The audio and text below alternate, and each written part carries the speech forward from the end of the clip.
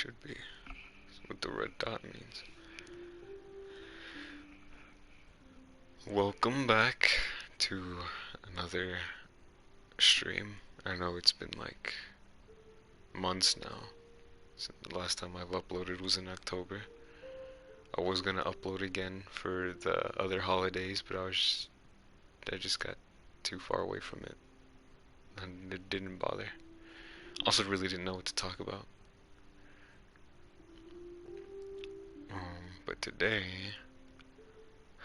just noticed the sun.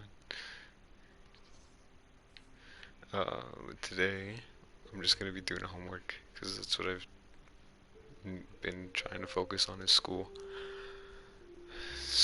and other real life stuff. So today we are going to do some engineering notes and maybe some physics and maybe some history. Too bad you guys can't see the homework assignments. I still trying to figure out how I can stream on my PC. Oh fuck, I let it free. Come here, boy. My bad.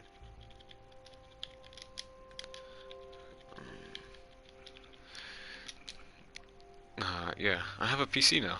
I've completely forgot to tell you guys. Is my mic even unmuted? Okay. Sorry, we're just getting back into the swing of things.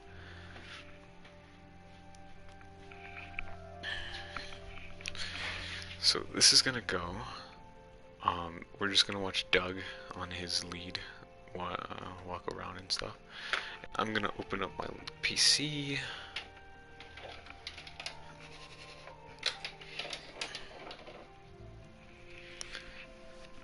And I'm gonna do some homework. Why did it reopen this? Oh, I guess because it wasn't on. There we go. Goddamn. It's cold. Anyways.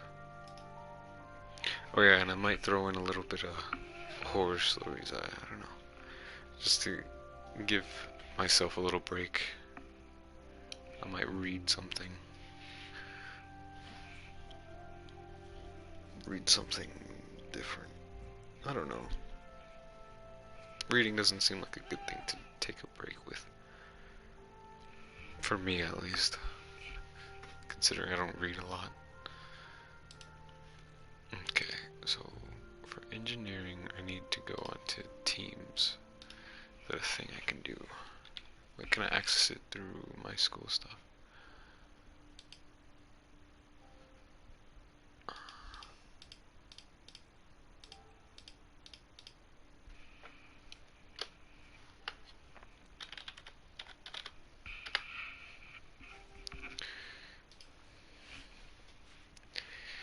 Okay.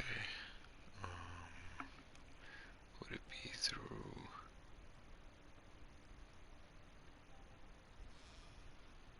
Euphoria? No. Oh, my voice. Would it be in Clever? Let's see. Teams. What the fuck? Set this down up here. Let me check the stream, because I know my character probably moved from that.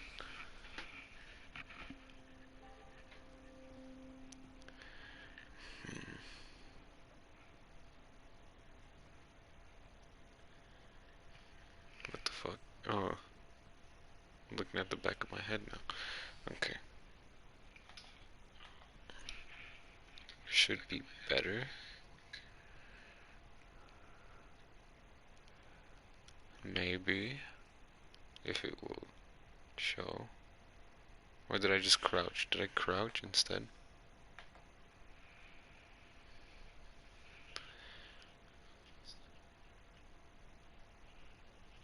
No, I didn't. What the fuck?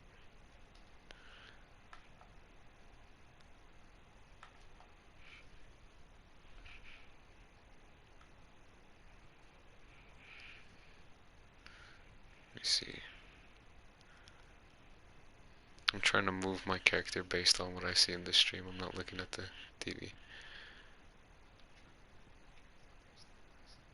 It should be fine there.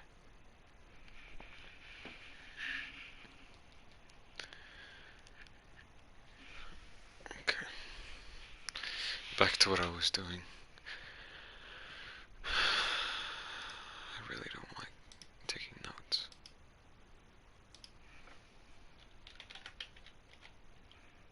I also gotta look at my English class. Damn it.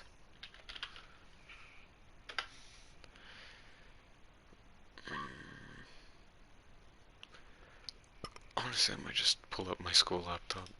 Oh, I accidentally closed Netflix.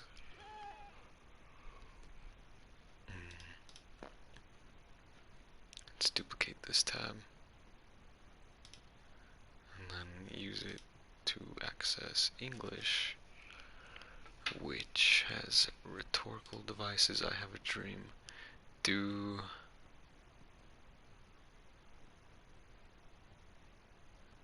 and when is it due? Due today at 11:59. So I have to turn this in real quick. Nearpod, nearpod, nearpod. I'll turn in the pictures of the notes that I took, and then he should have the nearpod. What is that? Microsoft training appointment. What? Okay, let me find my notes or my annotations. My headset is all tangled up.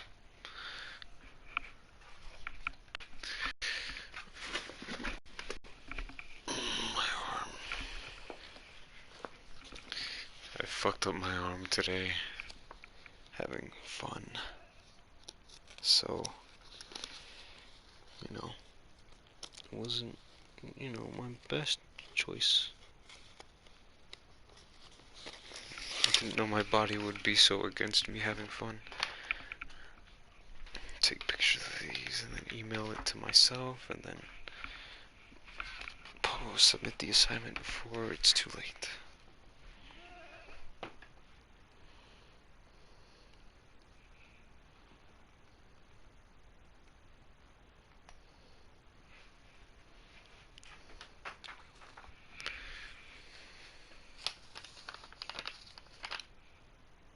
I need to re-go over it with pencil because there's nothing. I fucked up my arm and I didn't get to go over it heavy.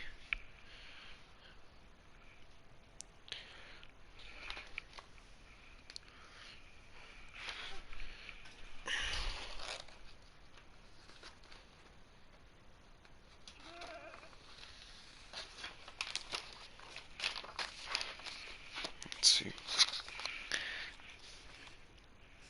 Nation capital, check. America. Unalienable rights, pursuit of happiness.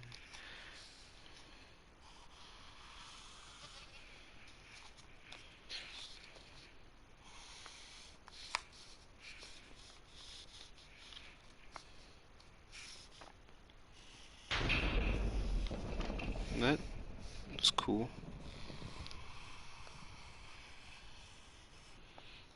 It would have scared me if I actually cared.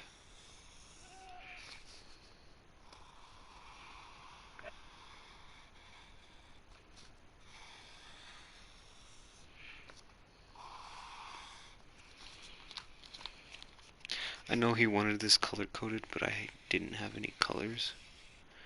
And it is now too late for me to color code it, so this is gonna be a bad first impression. Because we just got this teacher.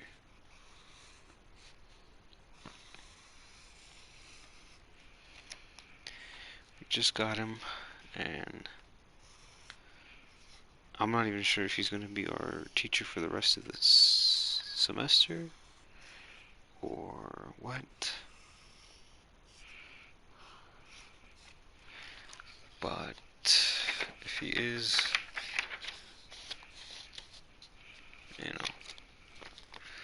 definitely don't want to make him upset. think that I slack off.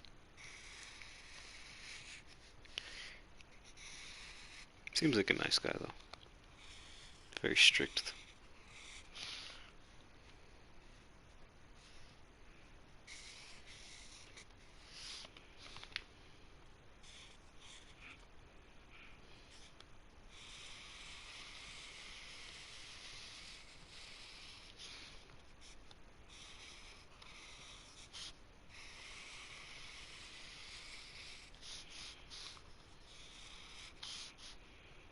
See, we will not be satisfied until justice rolls down like waters and righteousness like a mighty stream.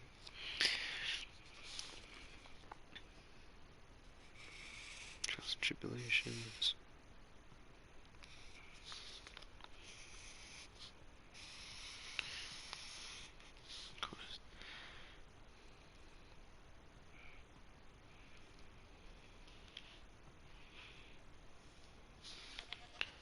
By storms, persecution, and staggered by winds of police brutality.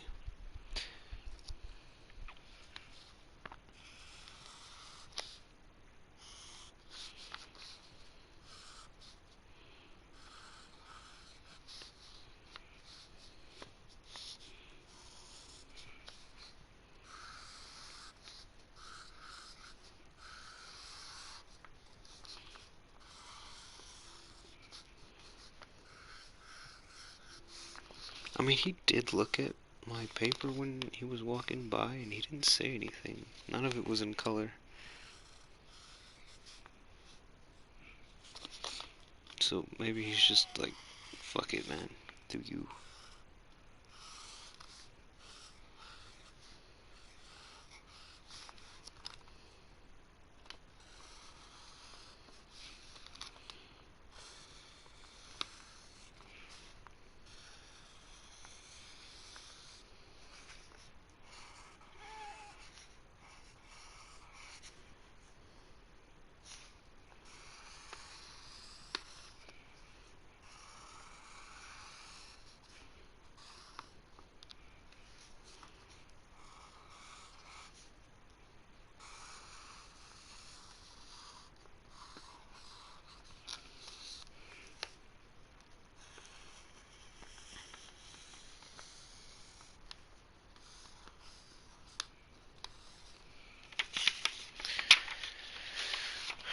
We will be able to work together, to pray together, to struggle together, to go to jail together, to stand up for freedom together, knowing that we will be free one day.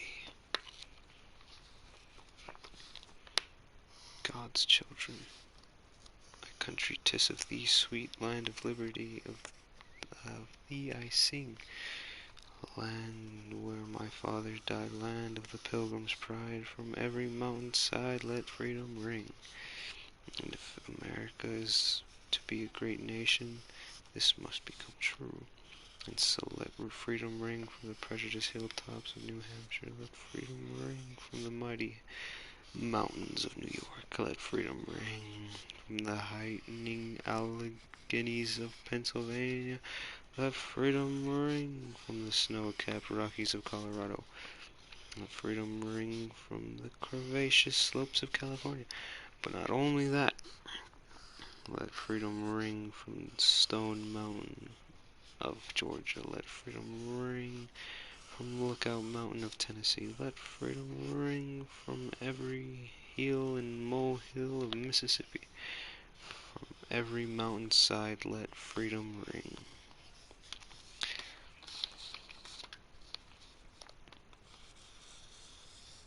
This speech is great. I love this speech.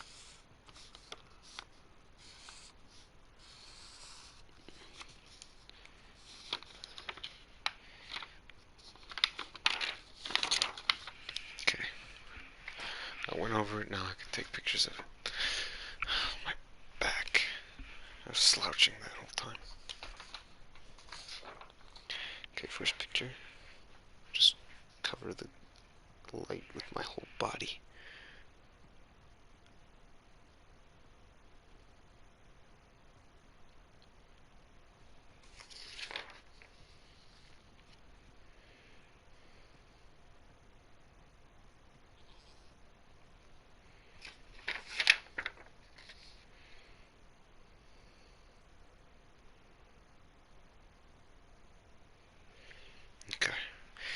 email these pictures to myself. Gmail.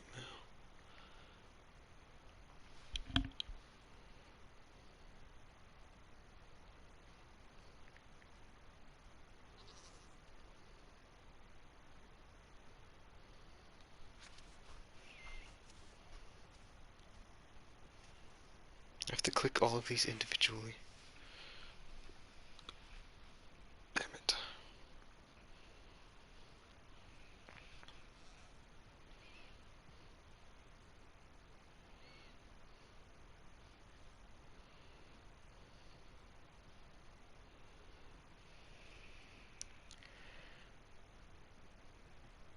Okay. Send that shit. Okay. Never mind. It's still uploading apparently. I can turn off my light now.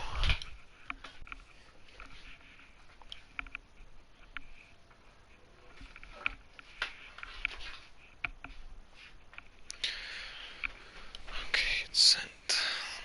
Check up on stream. Stream looks good, I guess. Am I crouching? Is that why I'm in the corner? I guess it's fine though.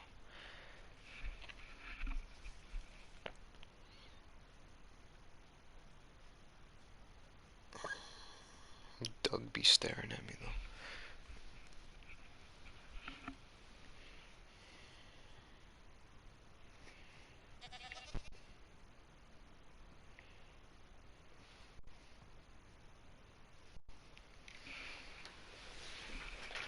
Okay.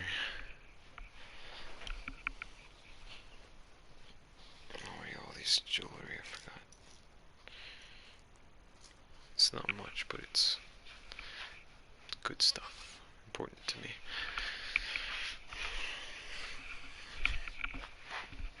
Okay.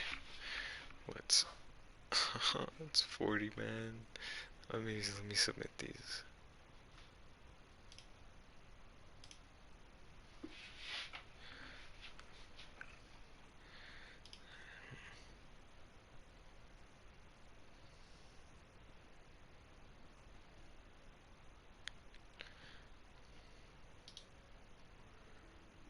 Just isn't there a faster way to do this? Click on it and save it, but I guess it won't let me, huh?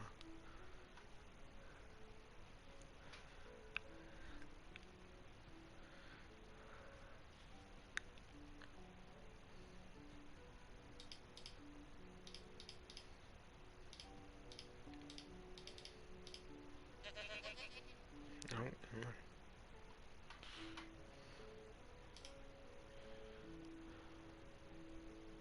What the hell?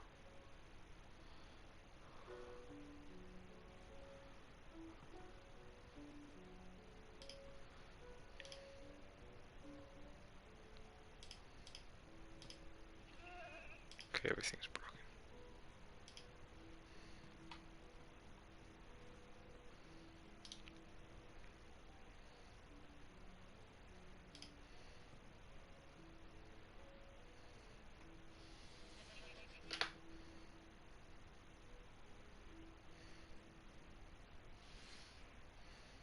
This is page 2.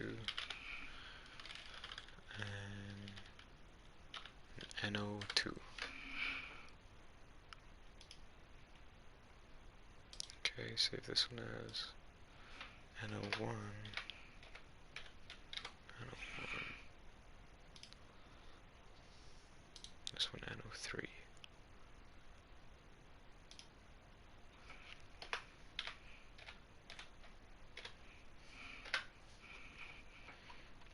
Okay, let's turn this in before it's too late. Teacher's gonna see that I turned it in at 11:42 and be like, what the fuck, man?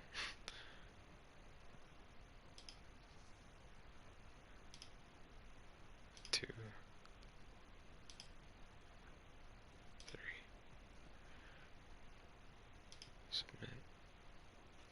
And the Nearpod, I don't know, we'll just see tomorrow. Close this out. This I can do all of that stuff tomorrow. I really do not want to do that today. maybe it's because I also don't want to take notes either. And I have to take notes for 2 classes, and there's so much notes. It's annoying.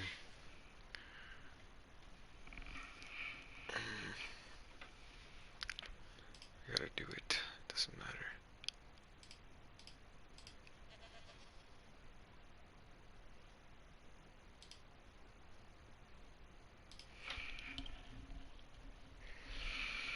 Let's see, my grades are still horrendous.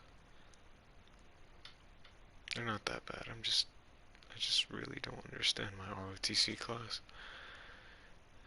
It's never been this way before, so why now? I guess, I don't know. Freshman year was like half of the, I only went for half. And then quarantine started. And then all that bullshit lasted for my whole sophomore year. And now we're coming back, and now everything's just, I don't know.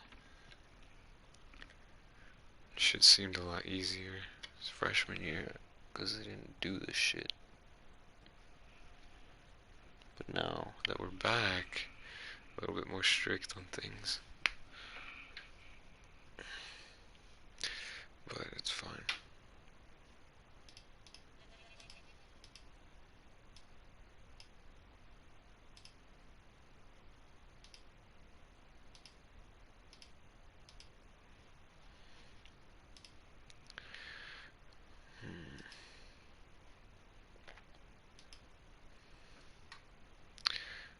Calendar.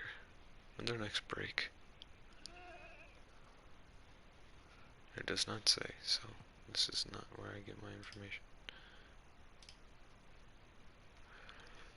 Let me just DOS myself real quick.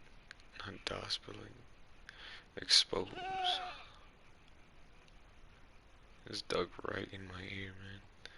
So I have a 76 in ROTC because I didn't have a haircut for 2 weeks, 3 maybe. And then a 100 in English, but that is only because, wait, actually, I don't know actually why I have a 100, but I guess because we don't have any grades. I have an 84 in physics, 93 in engineering, 98 in geometry. It was a 100, but I didn't turn in an assignment, so. Actually, wait, no. Even if. No, I got an 84 on an assignment. That's why. 84. Brought my grade down. So.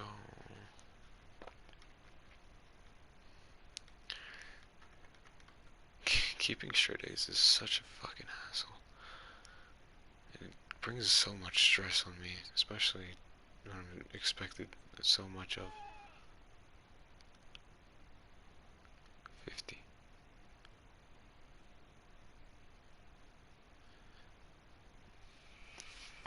But I have 100 in art and 100 in my physical education. So I have 300s. One in English. I used to have 4, man. Damn it. I guess if I can do extra credit, I can bring it back up. But I also have to turn in some other things that I didn't turn in. 100, 100, 100. 98. Very sad, very sad. 98. 93, 84, disappointing. 76, extremely disappointing. I mean, I'm passing, but honestly, what does it matter?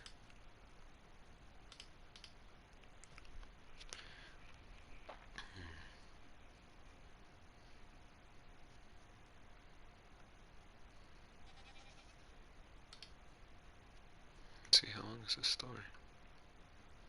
Is this it? This is how long the story is. Okay, found this story on Facebook. This is short, but I guess I can read it. Country lanes in the UK are pretty narrow and have lots of blind bends. I was driving down a lane and there was a cyclist in front of me, in the middle of the road, not wearing a helmet, and heading toward a completely blind bend. I suddenly thought, if a car swings around that bend, they are going to smash into the cyclist and pin him to the car. It was like a Final Destination vision. I couldn't hear or see another car, but I saw this accident so vividly in my mind. I immediately slammed on my brakes, honked my horn, and pulled over. The poor cyclist guy shat himself and stumbled on the hedges. Mere seconds later, some idiotic teenager came speeding out of the blind corner and missed us by inches. If if we were still on the in if we were still on the road, this guy would have plowed straight through the cyclist and into my car. I completely freaked out, to the point the cyclist came over to calm me down. I don't remember much, but I know I was saying, "You were dead," over and over again. I'm not a religious person at all, but that's the closest I've come to believing in some kind of divine intervention. Alright, who's saying nibble titty? I swear. The only people who would probably say that is Adrian or Nathan. Was I right? Hey, yo, what is this piano music? Is Nathan, of course.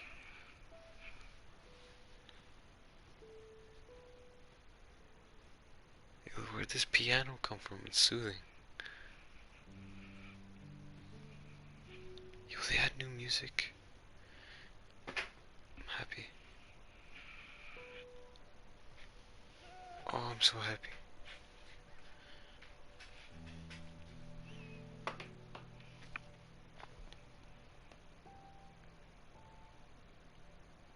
Hard nipple. My nipples are soft. They're flaccid.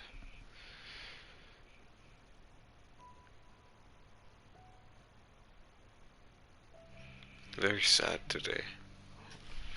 I know nobody asked, but today's been off. Just feel lost again.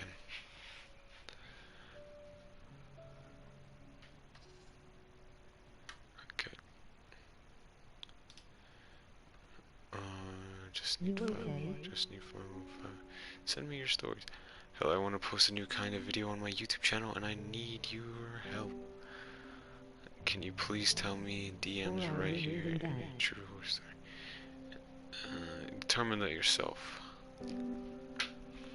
Is this a Grim Reaper and Black-Eyed Horror? The Grim Reaper. A story nobody believes. How long is the story? It's not that long. I could read this one. This happened like 15 years ago. It was a school holiday, and my friends will call her Sarah. I fucked up. This happened like 15 years ago. It was school holidays, and my friend, we'll call her Sarah, and I were extremely bored and just wanted to chill. This was summertime. We lived in a small town called New Braunfels in Texas. Everything kind of spread out. Anyways, it was around midnight and we didn't know where to go. So we just decided to go to the park. It's a little big. We were there for an hour or so normally, we were there for an hour or so, nothing unusual, until we both saw someone or something crouched on a table. First off, a little weird, someone else being in the same park at this time. But what's creepy as fuck is that this person was crouched on top of a fucking table. He wasn't even sitting on the bench.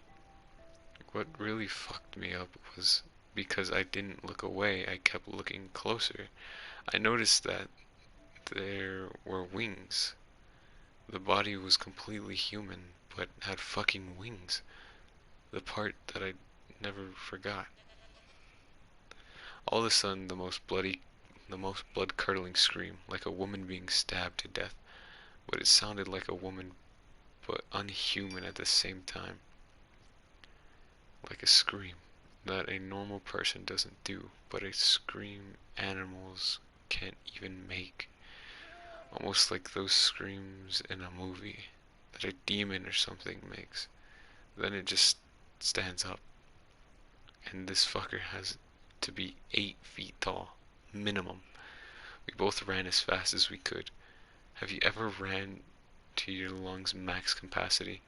I ran until I had no air left in my lungs and then kept running until I had to slow down because I was coughing too much. We knocked on people's doors and kept getting threatened that they had guns and will shoot if we don't leave. We were literally locked outside with this thing. I kept looking into the sky because I remembered this reminded me of Jeepers Creepers, the movie. After maybe 20 minutes, the police show up and, of course, think we're on drugs, but wanted to let us go. I walked the rest because I lived a few blocks away. The police drove my friend home. Okay, those should have been switched around. There was a white cop and a Mexican cop. When the Mexican cop heard the story, he pretended like it was made up, but the look on his face said he knew something about this thing that nobody knows. I have PTSD now and hate going outside alone at night, especially near parks or the woods. Weird people don't really scare cops. Animals don't really scare cops. But it was something much worse if a cop lies and can't keep a straight face because of fear. Like I said, it's a story that happened and I remember clear as day, but a story nobody believes. Tried making it as short as possible. Hmm. Yeah, I find that very hard to believe.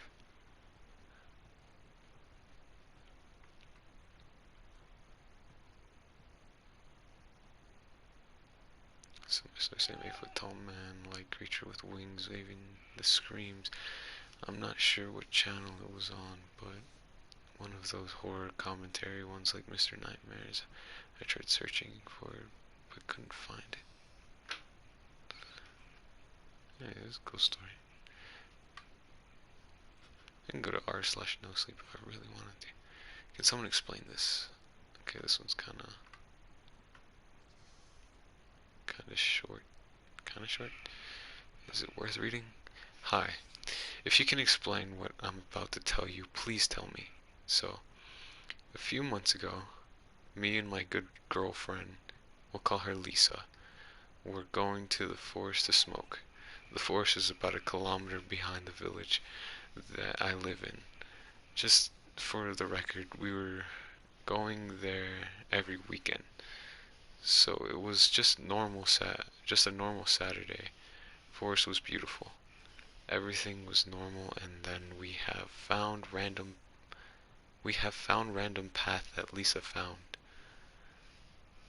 It was about 5 to 10 meters behind the bench we were sitting on. So we were walking on that path, and at the end there was a perfect circle made of trees. Literally normal trees just like any other in the forest. So we entered the circle. I was at the middle of it and Lisa was standing next to me. Just when we entered, birds stopped tweeting and it started to be cloudy. But entire day it was sunny and warm. Also, it was very cold. I looked up in the sky and then I felt different. I don't know how to explain that feeling. Like I just teleported somewhere that I've never been. I looked at Lisa and she looked confused too. It was kinda creepy, so we decided to go back. We started to pack our things because we felt like someone's watching us. We took our bikes and slowly left the forest. At the exit, I felt like something touched my back. I screamed and started to ride my bike as fast as I could. I stopped at the middle of the road to wait for Lisa. This isn't very, grammar checked. So who was behind me? When she came, it was even colder. My hands were literally freezing. I couldn't feel them and couldn't move them. We decided to go slow again because we were far from the forest. After some time, I realized no matter how far we are, when we looked back at the forest, it looked like it was about 10 meters away. When we finally came back in the village, everything was warmer. We went to my house and called our very good friend, Phil. He came and we told him what happened and he was shocked. Lisa also told me that when I felt like someone touched me, she saw something behind me. The rest of the day, three of us watched a movie to relax. Lisa had to go, so me and Phil walked her home. After that, I went home and Phil went to some party. The next day, Phil told me and Lisa that when he was walking home, he was passing by the road that leads to the forest. He heard something. I don't remember what that thing was saying, but it was something like KYS. Phil is also not schizophrenic, and nothing like that never ever happens to him. Also, the way home was also all the way home he was sweating and felt like something was watching him. Next week, me and Lisa wanted to show Phil the circle made of trees, but when we got to the end of the same path, there was no circle. A month after the incident, all three of us had nightmares every night, and recently me and Lisa are talking to people that are not with us anymore in our dreams. Lisa was talking to her cousin about a week ago. I had a dream in the dream there was one man that did something bad to me and Lisa and his blank and his wife was standing next to him. He was apologizing about what he did and his wife was crying. At the moment I knew that he isn't with us anymore and I was confused. I don't know if these dreams have anything to do with the incident. Please, if you know anything about the situation, tell me. I would be very grateful.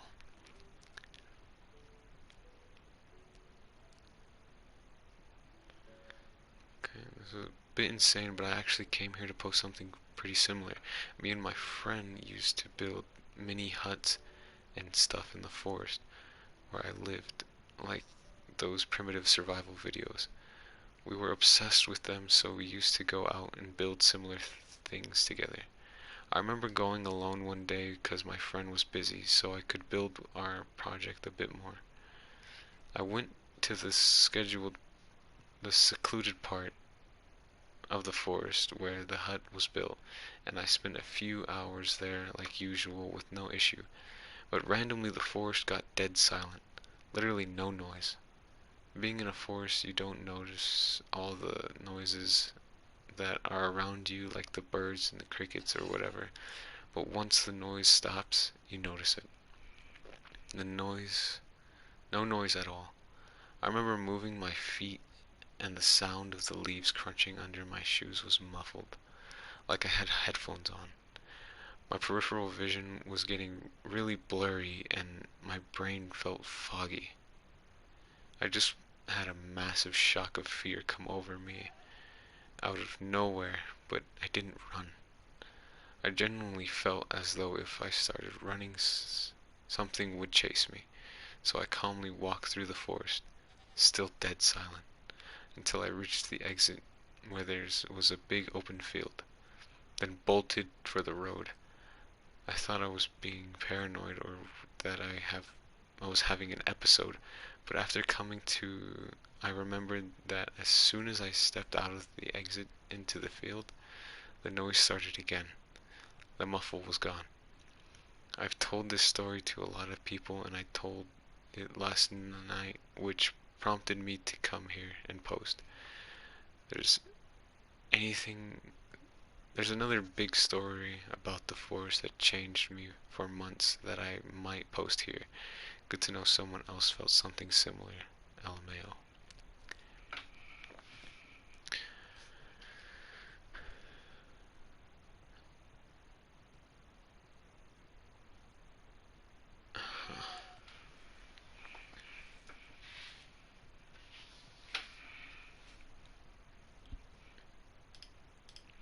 Alright, let me check what happened on my phone.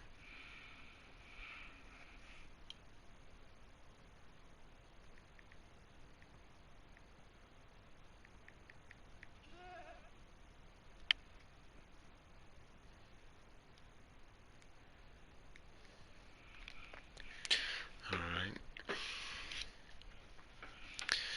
homie went to sleep. Pizzeria horror. Fana. My old house. Furby. The Skinwalker kinda experience. A monster from the woods. Well, let's see how long the Skinwalker one is.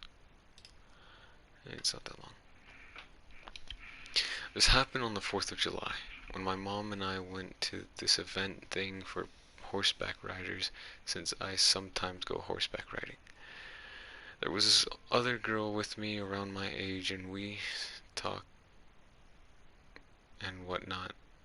Anyways, nighttime comes and I tell her about skinwalkers and stuff. I say skinwalkers because I heard from somewhere that if you even say their name, then that is how they are attracted to you. But I'm not sure. And I specifically tell her not to say it too many times or else they might be attracted to you, to us. The girl started saying the name so much, like word after word after word. There's an arena, and right behind is this uphill steep kind of thing, and it's absolutely covered in bushes. Like it looks like a fluffy green thing. This was nighttime too. All of a sudden, she pointed at it and says there was two glowing dots right in the middle of it towards the corner.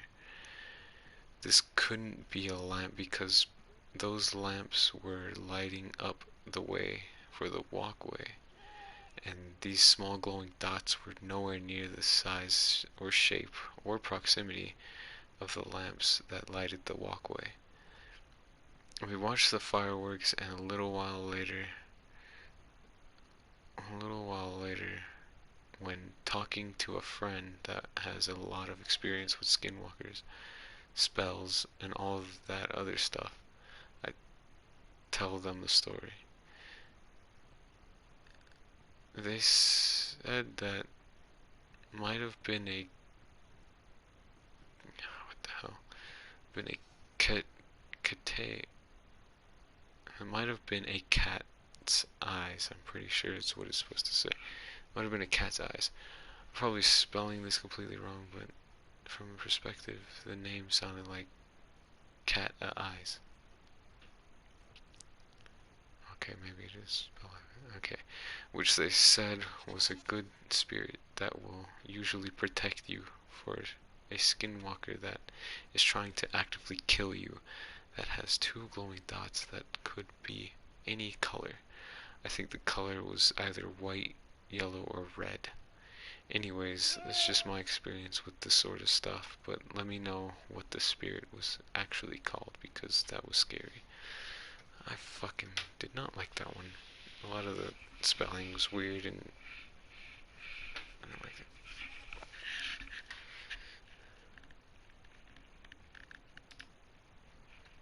Okay, let's go to r/no-sleep. Actually, those stories are long as fuck. I don't know if I want to do that. The Suicide Man, The Vanishing Girl Part 2, The Vanishing Girl Screams. There she was. But titty. Butt titty. Red and white, red eyes. Hit me with your best shot. We imagined a whole. We imagined a whole village. Room for one more. That one sounds fun. Ayo!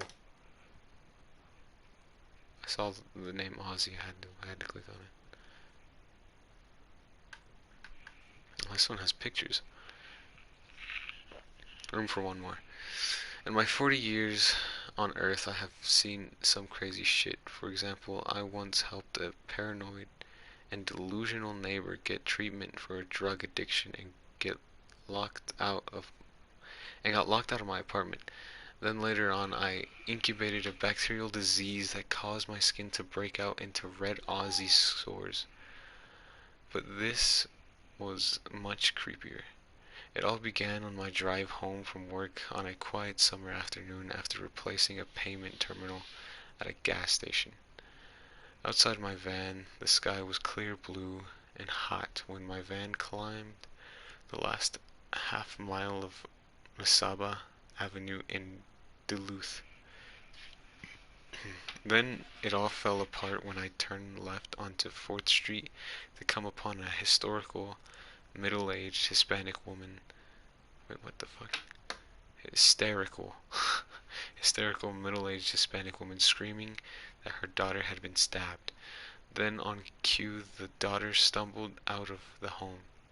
The lady must have been on her early 20s and dressed in jet black clothes.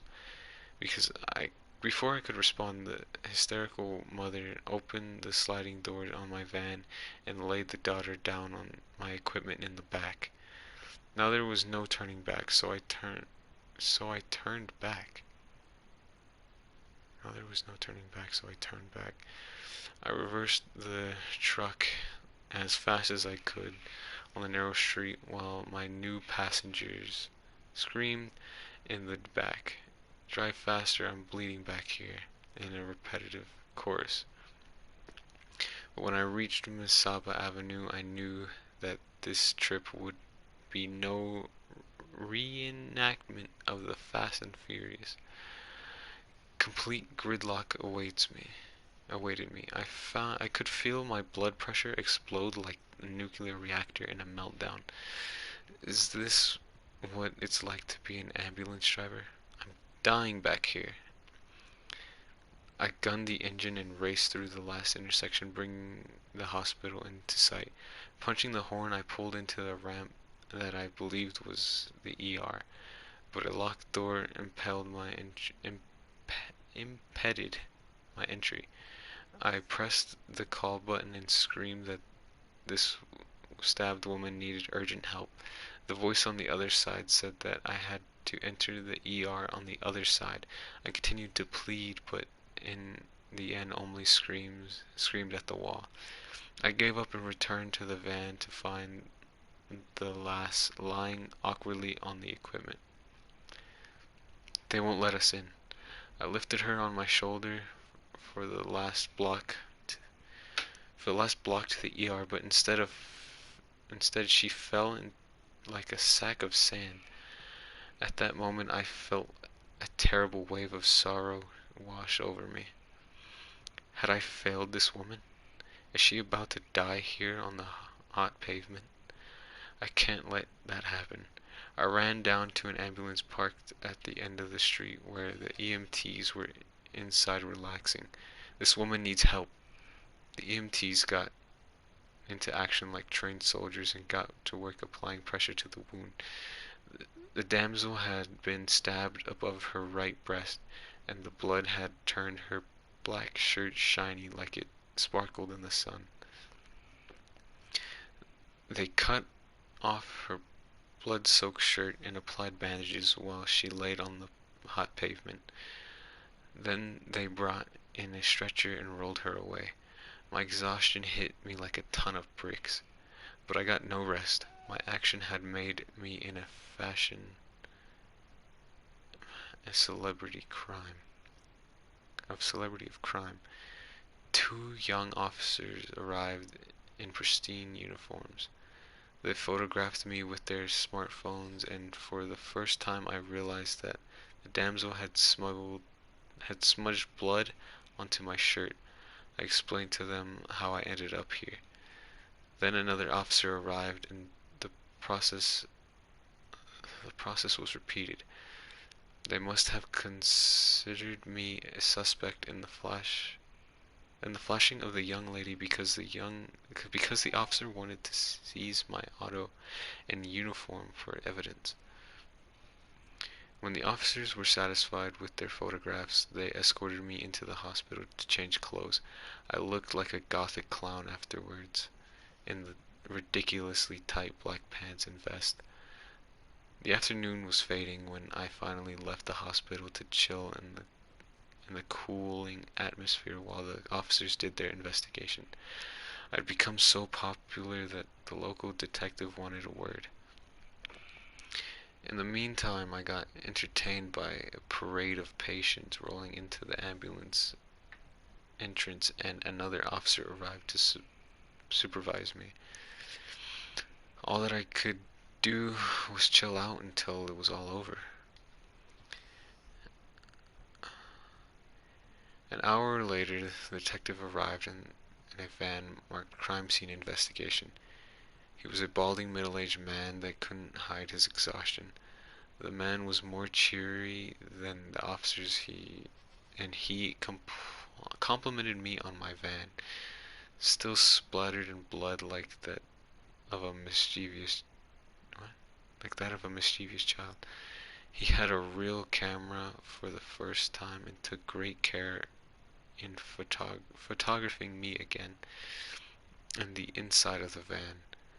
Then, like a celebrity on a press scent, I explained my recent activity before finally getting let free to drive home to the 4th Street closed, closed by two cop cars. The man that stabbed the woman that afternoon, justice was waiting for you. You won't escape what you did to her. P.S. Do you want to see these photos? This doesn't... Okay, yeah, I guess that does.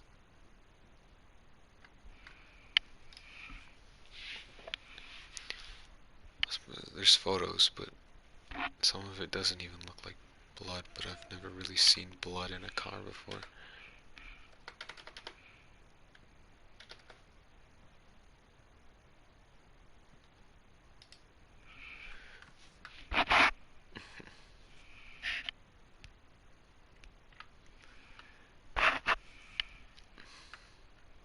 Man, I suck at reading. I'm glad I'm doing this because it's kind of helping me.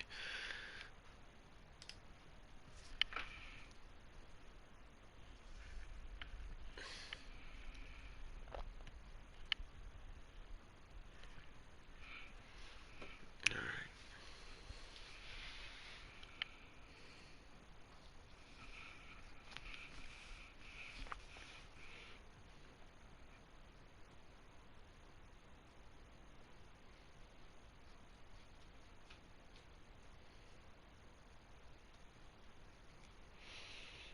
Okay. I'll probably read one or two more stories and then I'll end the stream. I'll keep it up as a video just because why not? It's not like anything really happened here. I will change the title from doing homework to like reading, I guess. Just like story time.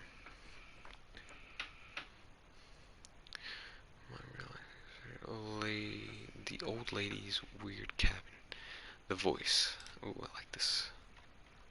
The voice. Okay. I beg you, please stop. We've both been here for so long, haven't we?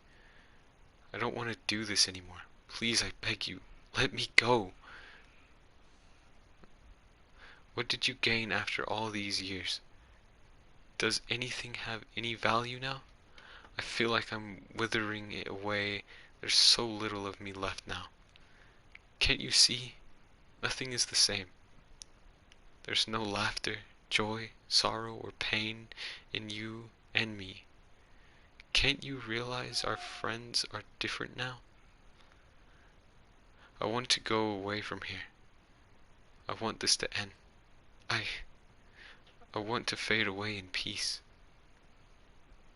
If you are afraid, Why don't we both go from here? We will finally have some peace then, won't we? Come, let's go. I don't think I can hold on much longer. Please! As you see, Doctor, I always hear this voice for past couple of months. It doesn't matter if I'm awake or asleep. The same words keep looping in my head. I am scared, Doctor. Pete somehow managed to put down his words before the doctor. He was there because he was positive. Wait, because of the positive reviews online. Peter was afraid that he was seriously ill, but the doctor was perfectly calm and said, "That's nothing serious, so calm down, Peter. No need to worry." Peter was so glad to hear that. Being sick terrified him because he hadn't been ill in a long time. He wanted to know what was wrong with him, to which the doctor said, "You know that our mind is a very fragile thing, right? It was not made to be immortal. So sometimes our fragile subconsciousness wants us to be the same imperfect creature that we were. It wants us to regress like the usual and wither away from living this life to its fullest. That's what the voice you have been hearing lately. That's what the voice you have been hearing lately. But there's no need to panic. It's completely curable and you will never be bothered by it again." Peter was glad to hear it. The doctor told him to follow the nurse to the bed inside. Peter felt really calm in her presence. As he laid down on the bed, she gave him a blue pill to swallow, and then injected him with a dose of some clear blue medicine. As soon as she left, he felt his eyelids get heavy and fell into a deep sleep. As he was closing his eyes, he heard, "Thank you for letting me go. Goodbye," echoing from within. When he finally woke after 4 hours, he felt as if he lost something, but he couldn't understand what it was. It seemed to be important but couldn't remember. But he was happy that the voices stopped. Now there's nothing between him and his work. He paid the doctor extra and left for home, after thanking him. Once he left, the doctor wrote in his logbook, "Patient name, Peter. Status. Patient approached me with increased level of self-awareness. His subconscious was almost successful in making him understand the truth of being immortal. Thankfully, he has been successfully cured like the previous patients and will reintegrate himself into his role soon, as he is now free of the voice." End of vlog. That's it.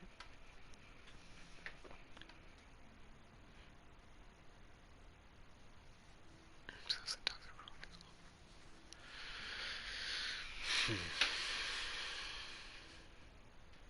Okay, we'll read one more.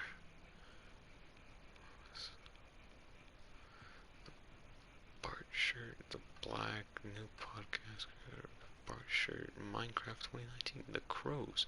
Can I get in your car? I can read this one, I guess.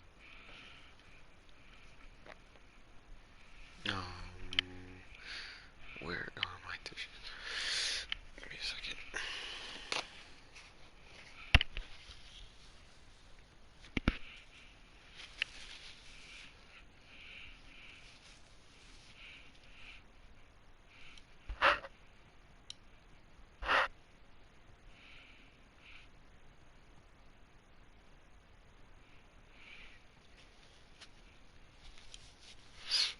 Damn, shit hurts.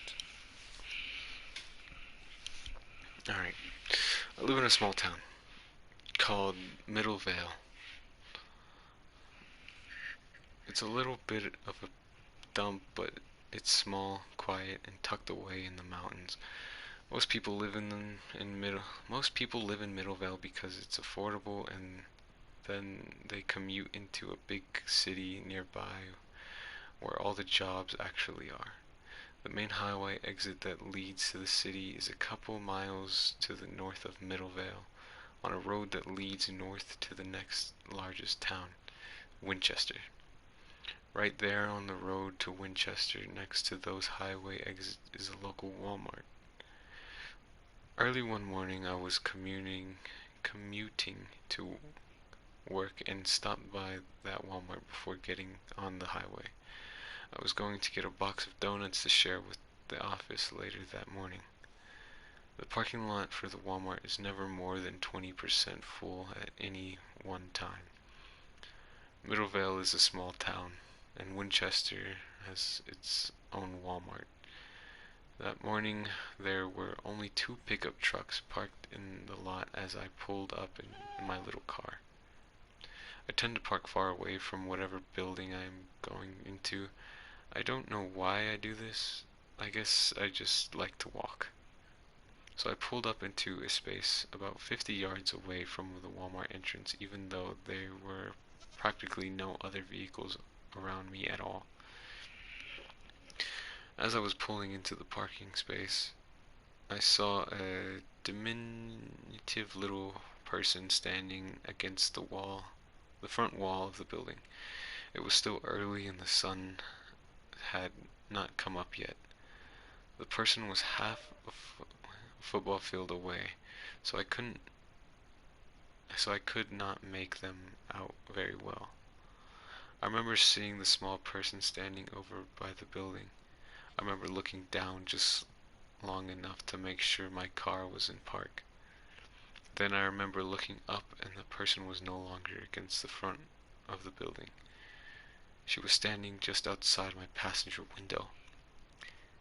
It was a young woman. She was short and had short brown hair. She was standing right outside my window and kind of looking down at me. She said something to me through the glass. I'm pretty sure it was, "Can I get in your car?" My instinct was to get out of the car and get in the building where there would be other people. I did not know what this person wanted, but I knew it wasn't anything good. "Can I help you, ma'am?" I asked. But I asked this as I purposely strode towards the building. "I need a ride to Winchester. Can I get in your car?" "Ma'am, I'm not heading that way." "Well, I need a ride to Middlevale. Can I get in your car?" By then I was at the entrance. This person had kind of followed me and was now halfway between the Walmart entrance and my car. "I'm not headed that way either, ma'am," I said, and walked in through the doors. Now I possess some Assassin now we're all situational reading fan awareness. fiction that lied up eventually to Rayman Noodles. He kept speaking in ASMR seductive voice hoping the Rayman know. If this person was frightened like they were just trying to get away from a stalker, I would have sensed that and probably asked the store manager to call the police. I did not pick up any of those vibes from that person. Also, she didn't really come across as druggy or wait, or prostitute. She just really wanted my permission to get in my car. I got my donuts, paid for them, and walked out. When I stepped back outside, the parking lot was completely empty except for my car and the two trucks. The sun had by then come up over the hills to the east. That's it.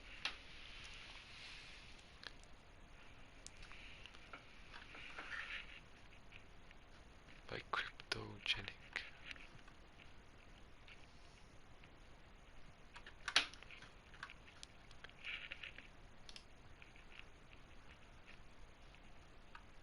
Okay, maybe one more. The thing in my backyard. ghost in my house one night only. Who's on the phone? I think my brother is visiting me. Tell your true horror story. The demon. True school lockdown. Oh, this one's really short. Hi, my name is James. It's really not, but this is a story about my school, by the way. I'm 10. This happened 2 years ago when I was in 3rd grade. Then, for some reason, the power turned off. Everyone did not know what to do, so my friend, let's call him Mark. So Mark checked the power supply down the hall. 10 minutes later, an alarm started. It was saying all students, we are currently on lockdown due to a suspicious guy who shot the. Then it cuts off. And then Mark came running back into class, slammed the door behind him, and locking it. He was so strong, the door was so loud. We were all only around 8 or 9, so we were really scared until we heard fighting. The kind of fighting when someone is defending something. But then 3 gunshots. We all started crying, but then we heard police sirens. We were saved. The man was a 32-year-old named John Will John. If I remember writing this now, I wonder what would have happened if we did not hear the alarm on time. That was bad. I didn't like that one.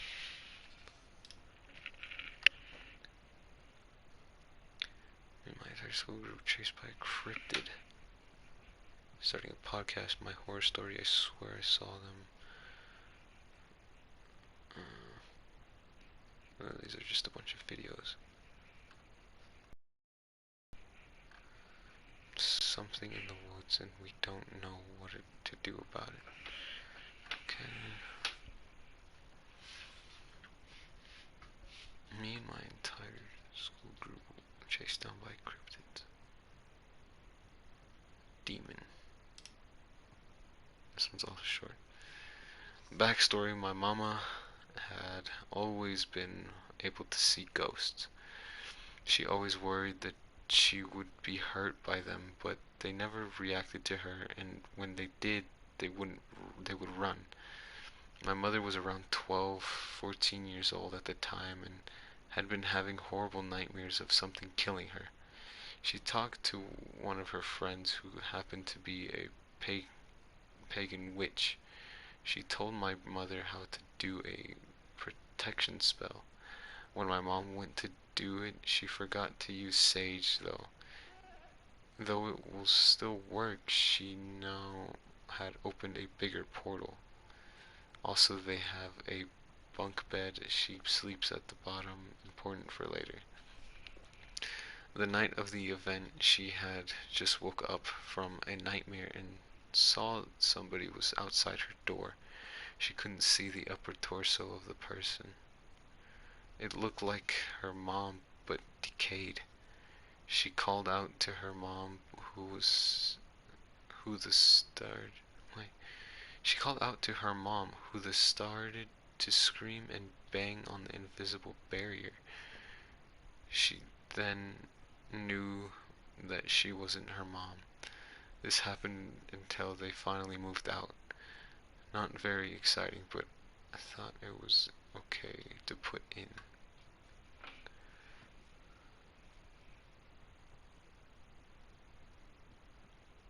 So, Hugh M. Reading a that fan fiction that light up eventually to ramen noodles. He kept speaking in ASMR seductive voice, hoping that ramen noodles would just be around the next corner. MW.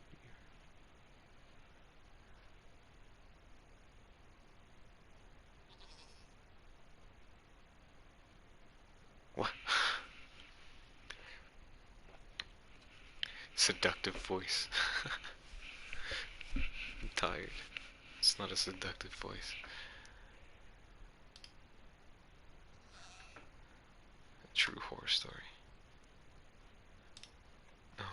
this is just telling people to wait.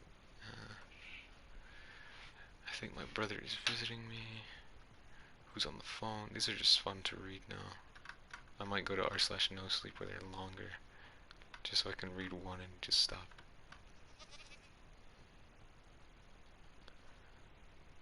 Needle horror. The old lady's weird cabin. My real life experience. The invisible man. Oh, this one got an award? Or what is that? Helpful award. Okay, we'll read this one. In my old house, a ton of weird crap happened. One time I pretended to be sick so I could stay home from school. So me and my mom were the only two in the house. My mother worked from home on a computer and had to talk to people who struggled with quitting smoking. Her room was kinda close to mine, so I woke up at about 9 in the morning to a feeling I was being watched. I thought it was my mom checking on me, but a few seconds later I heard her talking in her room. I ripped the covers off my head. I ripped the covers off my head, but to my surprise there was no one there. I was certain that there was someone else in my room. As you might know if you read my ghost stories, I don't usually interfere with the paranormal, but I felt brave this time, so I just sat up in my bed till I felt like I wasn't being watched anymore. As soon as I got up off my bed, I heard some breathing. I thought it was just the sound of the bed from me getting up, or my foot brushing the floor, but the sound kept going. And then I realized that there was no mistaking that sound. It was someone breathing. Farewell Assassinac Will Archan. I have been in from the neighborhood cat at through window keep on reading smile MW. Thank you, Hugh. I will keep reading. I might do these more often, hopefully. Where was I at? I felt, okay, someone breathing. I felt calm when the thought of it just being my mom in the other room breathing loud. But then I heard her talking again to her client. Go. Huh? To her client on her work computer. But the breathing overlapped her talking, and it sounded very close. I spent the next 5 minutes looking around the room, then I just sat down on my bed, and it got louder. The sound was coming from under my bed. I slowly lifted up the mattress. I heard the breathing slow down, as if it was trying to be more quiet. But there was no one. Nothing. Nothing was there. Yet when I moved closer, I could still hear it louder than ever. There were no vents or anything that could be making that sound under my bed. I decided to just ignore it and go downstairs to watch Scooby-Doo. I never told anyone. Not sure why, but I didn't, and I never heard it again.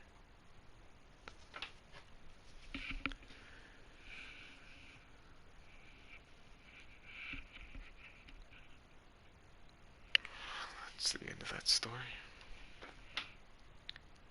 Let's see. 12:37.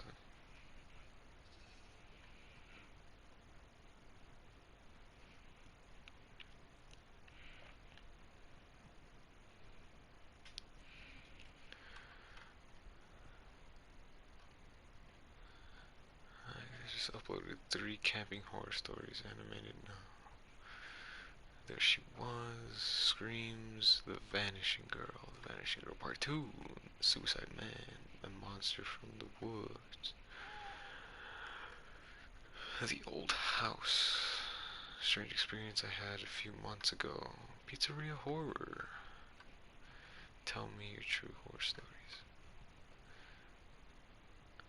Honeymoon Horror Stories Animated,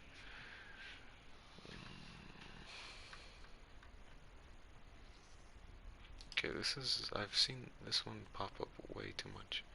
Shallow waters. Hello, you can call me B27. Don't ask why.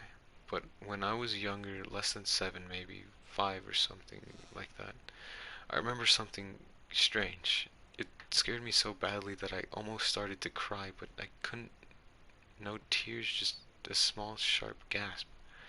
I was playing in the shallow parts of the water, not because I couldn't swim, but because I was rolling around and playing. My memory is shattered. My memory is shattered for a number of reasons, so sorry if I don't give too much detail. As I was playing, I started feeling sad and almost weird, unsettling, no matter where I sat or stood. After a few minutes of tearing up, I started laughing and playing again. I don't know if what I grabbed that day had anything to do with my emotions, but wait, considering they started acting up before the problem started, it's very possible. I say I'm not sure because I was born with a few mental health problems, but anyways, back to the story. As I was playing, I had rolled around in the water's same spot twice, but the second time around was, well, like I said, if I could at the time, if I could have cried in that moment, I would have. I remember wanting to scream, but nothing. What I had grabbed will make you feel weird for the rest of will make me feel weird for the rest of my life. I had first initially thought it was a mask, but there was grass and skin. It felt like hard bone. My fingers had landed in the eye holes. It was gross. When I moved my arm up, it came with it.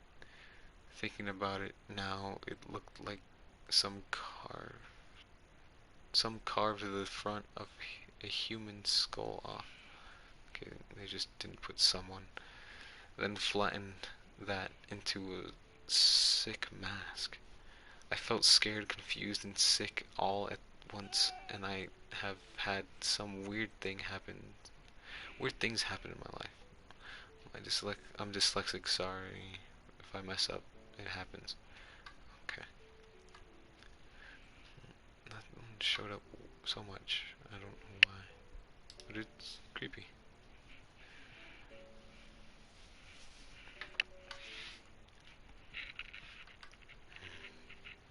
We can go to r,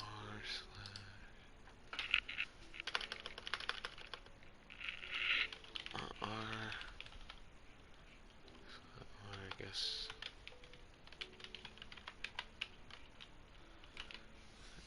Scary stories. Nice, this one's more developed, I guess. 291,000 members. My ex-boyfriend nearly murdered me over my nose. God damn, this one's long. It's a lot of dialogue, though. Okay, I don't know if I want to read that one. Willie White-Eye. Jupiter's Shadow, Part 8, Part 13. Trip Trip. P.S. This story is not mine. I heard it before. I thought it should be shared.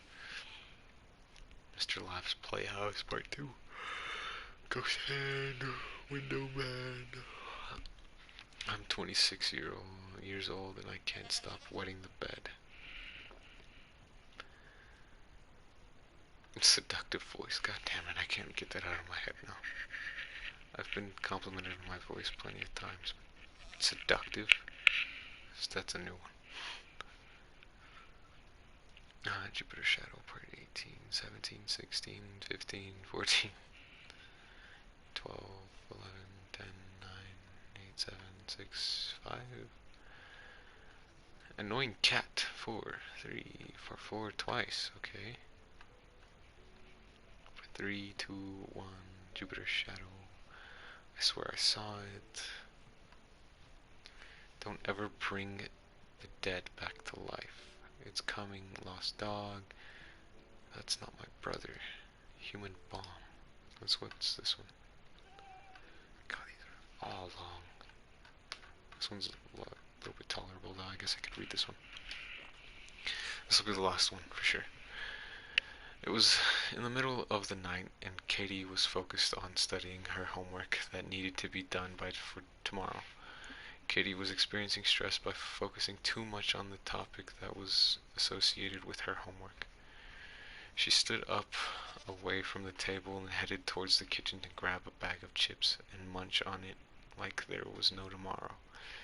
She sighs in fatigue and brushes her eyes since it felt like there was something stuck in there like a speck of dust. She looks around the room with a boring expression, expecting something to happen. She puts down the chips. She puts down the chips on the kitchen counter and walks into the living room. Katie pulls away the curtains to see the outside of her house, only to be witnessing the view of the forest.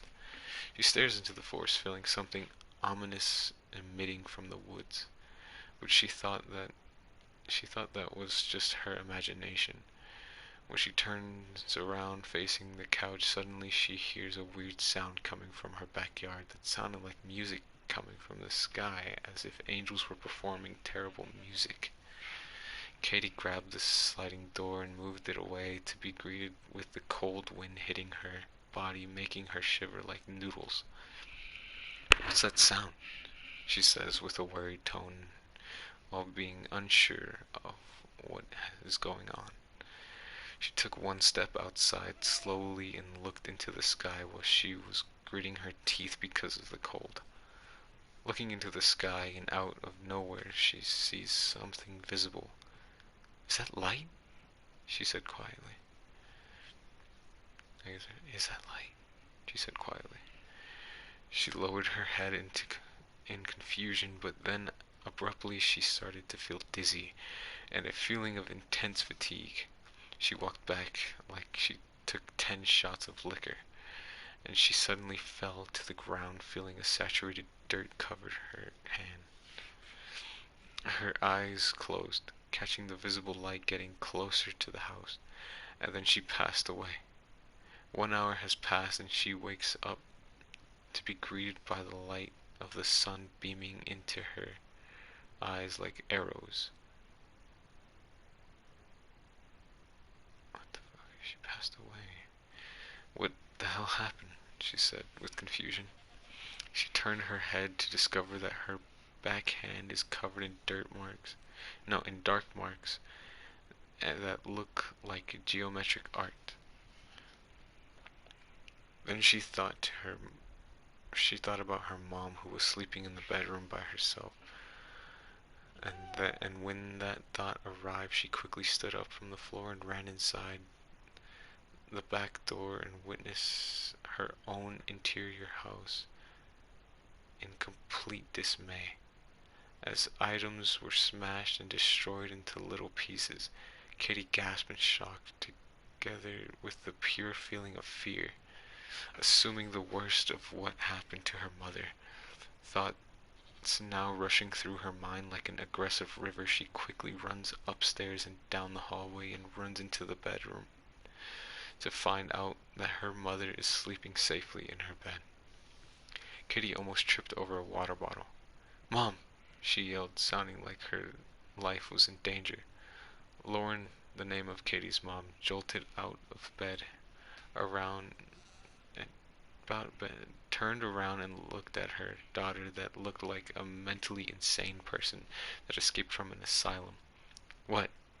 Lauren responded by raising her voice as if she was bothered by something so little. "The house," said Katie. When Lauren and Katie walked down the stairs, Lauren widened her eyes in surprise to find that the living room and kitchen area were a complete mess. "Did somebody just rob us?" Lauren said with a surprised tone, experiencing the first time burglary. "And Katie, where have you been since this was happening?" Lauren said with a tone demanding answers. "I was outside in the backyard when I started to feel dizzy, and then everything went dark right at that moment, Katie said. Lauren walked around the living room and looked around as if she was trying to find something. We'll be glad you're fine except the house, she said, now looking at Katie with no hint of consideration for her daughter. Katie just stood in front of the stairs looking at her mother until she forgot to tell her about the marks in her backhand, and when she was about to tell her about the incident, Lauren suddenly storms outside. At that moment, it made Katie assume that she needs a little time by herself after what just happened. 2 days have passed, and both the living room and kitchen area were now fixed and clean. The police were investigating if there was a break-in, but couldn't find any evidence. Katie told one of the police officers that she passed out outside her backyard. They responded by saying it was probably the high temperature that was the root cause of her passing out. Inside Katie's mind, she was still thinking about what she saw in the sky, those visible lights she caught with her own eyes, and she remembered that they made her feel dizzy, but furthermore, she brushed it off, thinking she was just seeing things probably because she wasn't sleeping that much. She laid on her bed looking at the ceiling and now turning her head to look at the poster on the wall that said "Hang in there." A positive affirmation she kept around ever since she moved into a small town in California. Katie walked down the stairs while she was biting on her nail. When she finally reached the kitchen area, she suddenly spotted her mom standing in front of the sink like a deer directly in headlights. Mom? Katie said with a soft tone, just standing there, not knowing what to do next until her mom snapped out of whatever trance, and turned around to look at her daughter with a blank expression. Yes, Katie? Lauren said with a monotone voice. What are you doing? Katie said, a little bit worried. Nothing. Just thinking, Lauren said. She turns around and heads into the living room to turn on the television. Katie sees her settling down on the couch and slowly closing her eyes to fall asleep. Katie is now thinking about what was the point of turning on the television if she's going to fall asleep. Weird, Katie said quietly. She walked towards the kitchen counter to grab her bag of chips to sooner realize that they were still not empty. Katie forgot that she ate half of the chips. Furthermore, she grabs them quickly as if she's going to disappear and turns around to head upstairs. While she turns around, her eyes fixated on her mother sleeping. Katie grew a little suspicious of her own mother's recent behavior ever since there was a burglary, supposedly, as she further thought. Katie closes the door behind her and sits down on the chair now facing the computer.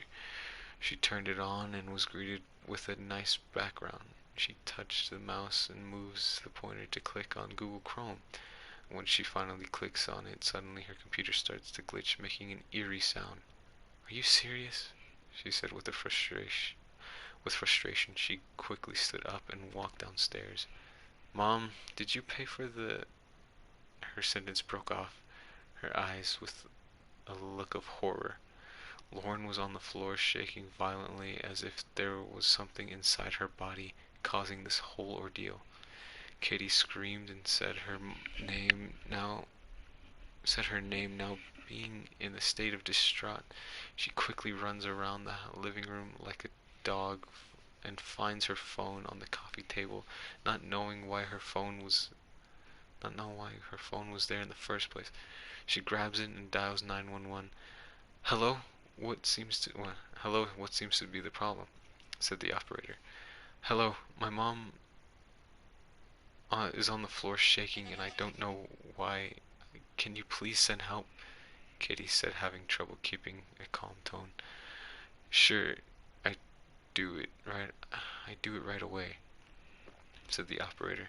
Katie hangs up, and once she turned around to look at Lauren, she was now gone. At that moment, it shocked Katie with pure fear, now looking as if she witnessed something very horrifying. She preambulated around the house, screaming her name with a scared tone. Then suddenly she hears the sound of the front door opening, creaking while the sound travels throughout the house. She walks and leans her head around the wall to see the door wide open. She slowly walks outside and sees her mother standing in the middle of the front yard on the grass, making a weird pose, having her left arm up. Why is this happening? She thought to herself, her mind now being filled with the assumptions of fear. Katie walks around her mother to see her mouth wide open, and her eyes were devoid of her pupils. This relation shocked Katie, making her slap her mother, Lauren, falling into the ground face first. With the sound of the ambulance arriving at the front yard of Katie's house, one of them stepped out of the ambulance and asked what happened. Katie responded by saying that her mother was having an episode. 1 hour has passed and Katie is now in the hallway of the hospital. Her right leg is shaking out of fear. One doctor came out of the room where Lauren is and asked Katie if they discovered that she is pregnant with a baby. Wait, from what? She said, sweat dripping from her jawline. She went inside the room to see her mother in bed sleeping, and Katie standing there with a feeling of everything is just a dream. She looks around the room trying to cope with the fact that her mother is pregnant with a baby. A baby? She thought to herself, but it's impossible. She never went out with any guy, and even if she did, she would tell me right away. Lauren opens her eyes to see her daughter walking back and forth inside the room. Katie? She said faintly. Katie quickly turned her head, her eyes fixated on her mother's face.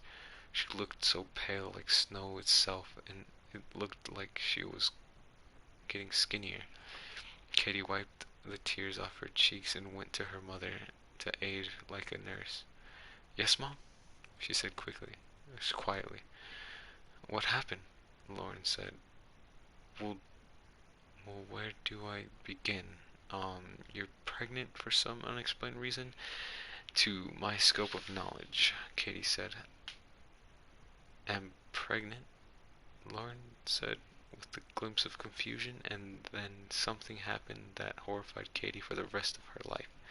Lauren, for some strange reason, her lips stretched to resemble a smile, but looked so uncanny as if she was a doll, pretending to be a human for a very long time. Am going to have a son? Katie, making her think, how can she know that? And then out of nowhere she screamed in agonizing pain, which resulted in scaring Katie, making her back away from the bed. When Lauren was shaking in bed, looking like she was getting attacked by something invisible that was invisible. Let me see. She's getting attacked by something invisible that the human eye couldn't spot. Lauren threw the blanket off the bed, and when that happened, Katie spotted her mom's stomach, something on the surface moving, which was the only the only glimpse that Katie ever spotted when she was taken outside by the nurses and doctors. She walked down the hallway looking bewildered by what her mother said. She falls both on her knees. She falls both on her knees into the floor and starts sobbing, tears flowing out of her eyes like a waterfall.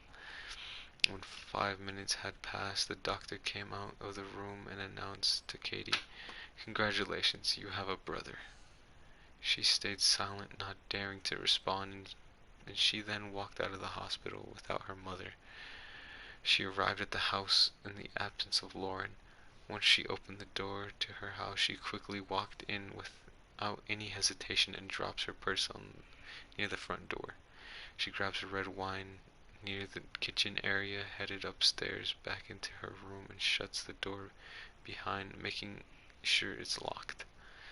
She chugged the whole bottle, and with so much anger building up inside her mind like a volcano, she suddenly threw the bottle towards the wall, smashing it into pieces.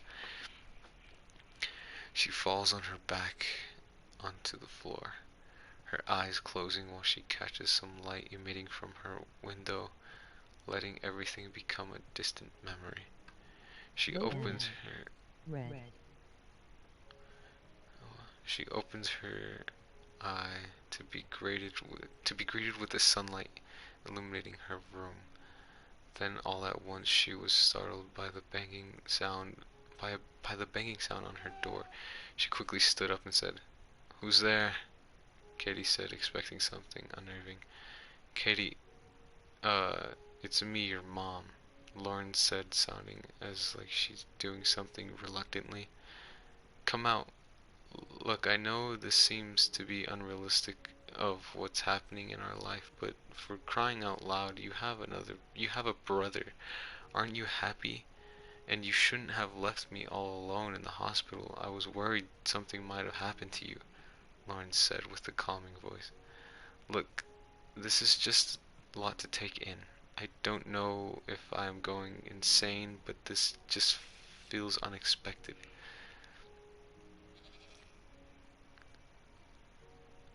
Katie said, "I will be waiting downstairs in the kitchen area.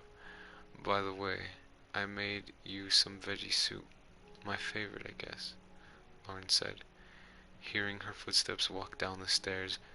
"Maybe my mind is just playing tricks on me, or making me sense patterns when in reality there isn't." She said, now sounding like a truly insane person that's probably been hiding away in the attic.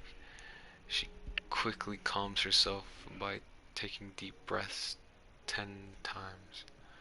She soon headed downstairs, her eyes being greeted with the rays of the sunlight. And when she walked around the living room area, there he was, the baby. She thought to herself with confusion. "Let's name him Roy," Lauren said, interrupting Katie's train of thought. Interesting, she thought. At the moment, Roy's behavior was pretty typical for a baby like him, just looking around the area like a moving camera. Katie sat down on the chair and sipped on the soup, making sure it wasn't hot. Roy, just sitting on the baby chair, suddenly started to stare at Katie like she was some kind of ghost. Roy had his mouth a little bit open and then abruptly laughed and went back into looking around the kitchen area. Katie just sat there across the table looking at Roy as if there was something off about the baby, but went back into eating her veggie soup. Once she was finally done with the soup, she swiftly stood up away from the table and threw the plastic bowl into the sink, not even paying attention to Roy while he was just staring into space. She sooner walked outside into the backyard wanting some alone time, so she further went into the woods. The trees surrounding Katie like a pack of animals, the cold wind beckoning her to travel even deeper into the forest, when suddenly she was interrupted by the sound of the river. She walked across the stream of water by jumping on the rocks. In her mind it felt so great being by herself, all alone and away from all the chaos that would have driven her insane. Katie walked around the dirt that was saturated from the rain. She walks down the trail and she walks down the trail that will lead her into the field filled with wheat. She inhales, feeling cold wind filling her mouth, and exhales, seeing the fog coming out of her mouth like smoke coming out of the chimney. When Katie was looking at the wheat, she decided to climb on a huge boulder to get a better view. When she reached the apex of the boulder, she saw something that almost broke her psyche. When she got a better view of the field, it had a strange geometric mark that stretches across the acre. At that moment, Katie realized that the marking was the same as the one she had on her backhand. At that point, she started hyperventilating, her breathing getting too intense until she almost slipped off the rock, catching herself midway. She opens the door of her backyard and sees Lauren playing with Roy. Katie closes the door behind her and turns her head, staring at Mom with dagger eyes. She didn't bother to report the incident to her mother, since she guessed she wouldn't even pay attention to what she had said. She goes back into her room looking like she had a rough weekend, but after all, she tried to convince herself that just maybe all this was her head, but she couldn't. She sat on the bed looking onto the ground, thinking about college and what she was going to major in. Maybe filmmaking, she thought, or maybe, I don't know, Katie giving up on her train of thought. 8 minutes had passed, and she was still sitting on the bed looking onto the ground, daydreaming until she received a message on her phone.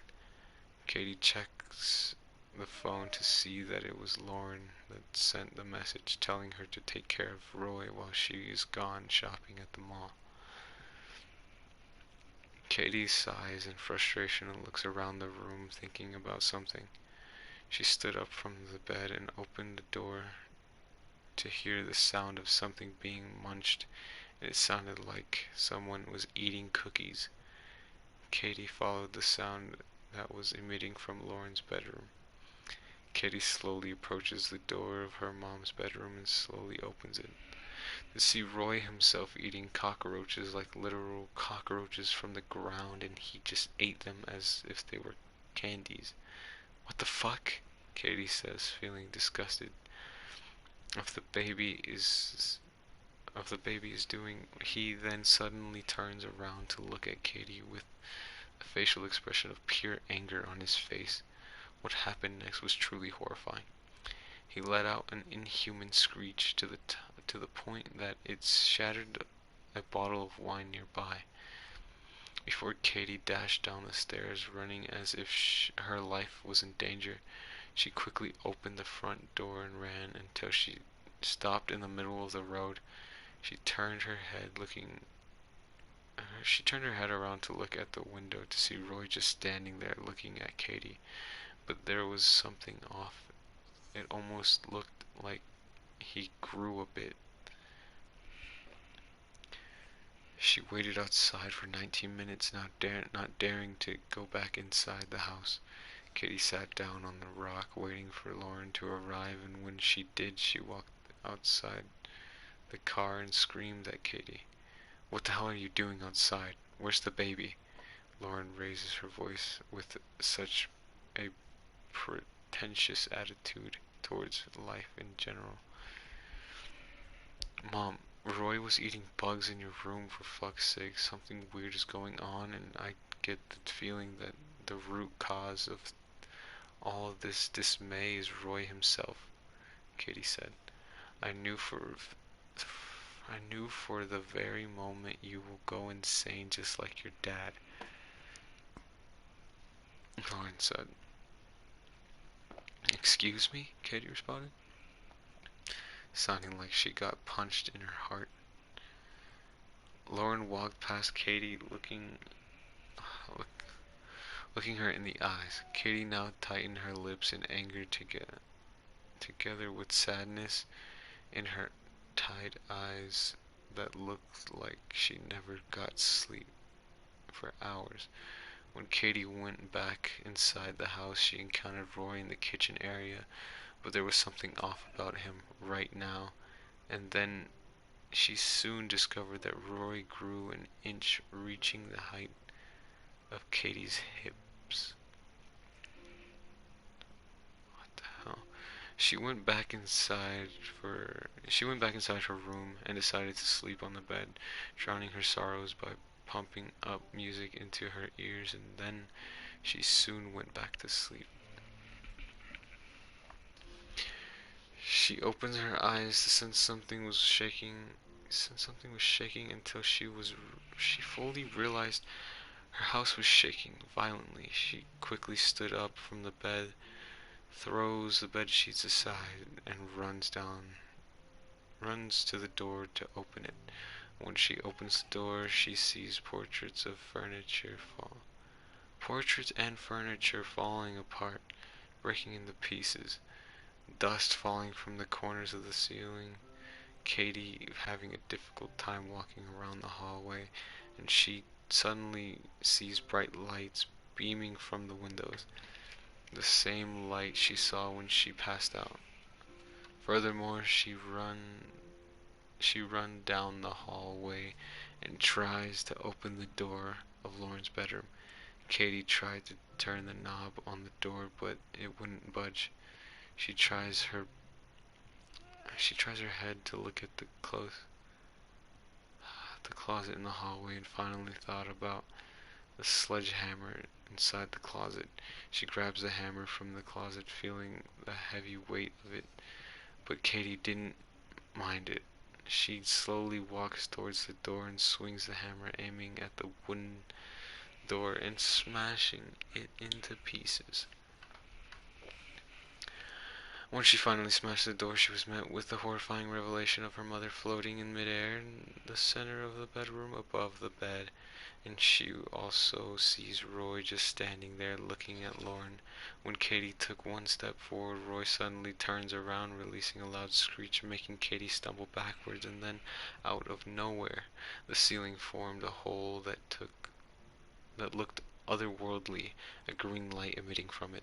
And then suddenly Lauren was lifted into the air, into the hole, never to be seen again. Katie screams in horror, but then looked at Roy growing in an unnatural size, resembling a slender creature, something you would see in a horror movie. His human skin peeling off and revealing himself to be a thing that didn't belong in this world from the very beginning since it was born from Lauren. The other thought that Katie could muster was, "That's not my brother," as she finally ran downstairs. The thing that was no longer Roy chasing her throughout the house. Katie hides behind the kitchen counter, crouching, making sure she doesn't make a sound. When the thing finally walks into the kitchen and turns his head looking at the window, Katie slowly walks around the counter to get behind the thing, slowly raising her sledgehammer and quickly striking the thing in the back of the head. The thing lets out a screech of pain, turns around and critically hits Katie, hurling her across the kitchen, hitting the sliding door, making a crack in the glass. She slowly stood up, feeling the pain in her back, and sees the thing approaching her while a gray substance falls off its mouth. Katie grabs a knife nearby the kitchen table and suddenly runs towards the thing, jamming the knife in its neck.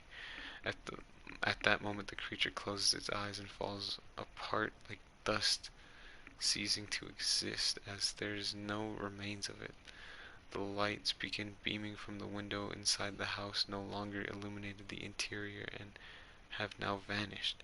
Katie walks outside to look around the house to find out there is no sign of abnormal activity any longer. She sooner walks into the center of the front yard and falls onto her knees, looking at the sky, realizing that Lauren has been abducted by actual aliens. And after this thought, Katie just sits in the front yard feeling the wet grass beneath her hands as morning arrives.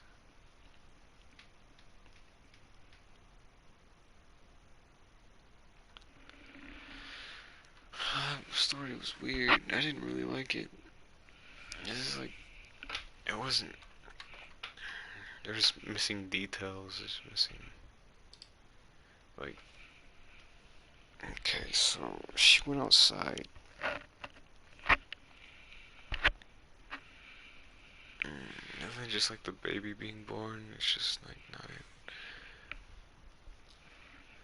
it. The, the baby's born, the mom comes back with the baby, and the baby's just grown now. It's just like not newborn, it's able to sit at chairs. And then just it growing an inch was able to reach Katie's hip. Like, I don't understand. And then just the doctors didn't question anything about, you know, the birth of this baby. Like, they just found out she was pregnant. When you're pregnant, you know you're pregnant, especially because there's a big ass bulge coming out of your abdomen. And then you just, oh, you're pregnant, and then just have the baby. Unless, like, there was a time skip that wasn't really explained, because it did say Katie was pacing back and forth looking like she was skinny, so time probably passed then. But the mom was in a coma the whole time? I don't know. Maybe I was just too tired to read all the facts, all the stuff that was there, but I pretty much read everything word for word, except for some of the stuff that had bad grammar. I kind of tried to fix on my own. But that's fine. That was the last story. I'm done. Turning off this PC. And then we go back to PlayStation.